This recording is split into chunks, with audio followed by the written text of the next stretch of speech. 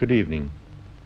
It is with deep sadness that you and I, Irishmen and women of goodwill, have learned of the tragic events which elsewhere in the north in recent days. Irishmen in every part of this island have made known their concern at these events.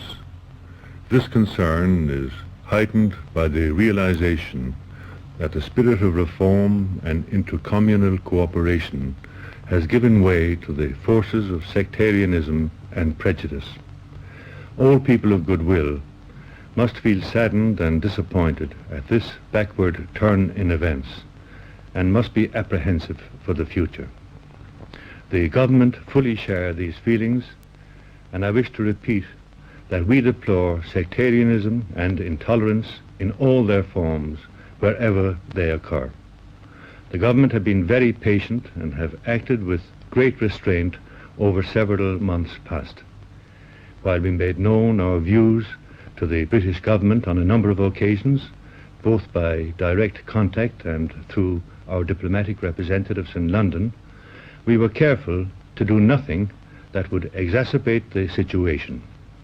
But it is clear now that the present situation cannot be allowed to continue. It is evident also that the Stormont government is no longer in control of the situation. Indeed, the present situation is the inevitable outcome of the policies pursued for decades by successive Stormont governments.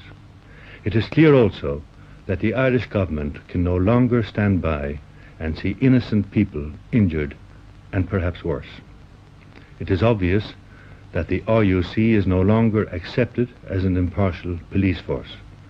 Neither would the employment of British troops be acceptable, nor would they be likely to restore peaceful conditions, certainly not in the long term.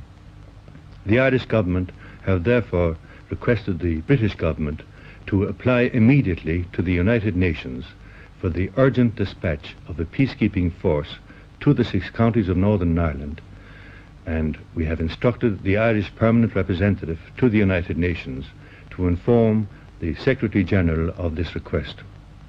We have also asked the British government to see to it that police attacks on the people of Derry should cease immediately. Very many people have been injured, and some of them seriously. We know that many of these do not wish to be treated in 6 county hospitals. We have therefore directed the Irish Army authorities to have field hospitals established in County Donegal, adjacent to Derry and at other points along the border where they may be necessary.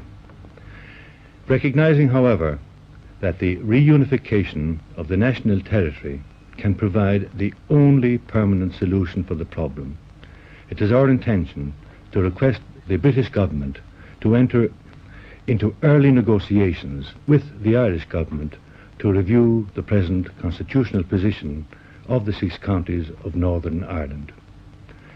These measures which I have outlined to you seem to the government to be those most immediately and urgently necessary.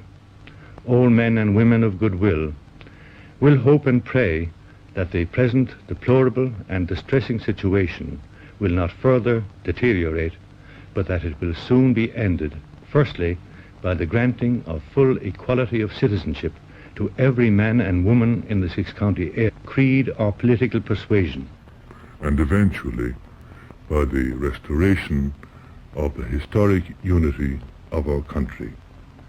Ihawagu.